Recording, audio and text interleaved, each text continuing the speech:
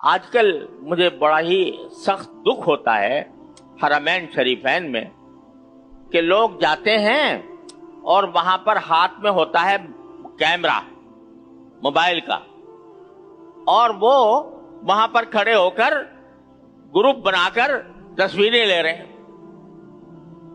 کعبہ سامنے ہے، کعبے کا طواف کر رہے ہیں اور آپس میں ایک دوسرے کی تصویریں لے رہے ہیں۔ تم میری لے لو، کوئی اچھی آئی ہے بری آئی ہے، آپس میں تبصرہ ہو رہا ہے۔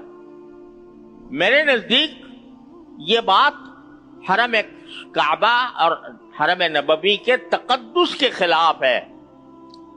آپ حج کرنے آئے ہو، رسول کریم صلی اللہ علیہ وسلم کی روضہ اقدس کی زیارت کرنے آئے ہو، کوئی پکنک منانے نہیں آئے کہ وہاں پر سیلفیاں بناؤ اور گروپ فوٹو بناؤ۔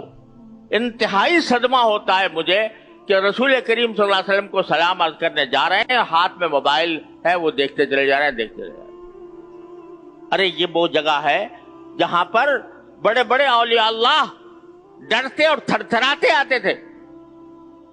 نفس گم کر دمی آیت جنید و بایزیدی جا، یہ فرمایا کہ ادب گاہیس زیر آسماں از عرش نازک تر، نفس گم کر دمی آیت جنید و بایزیدی جا۔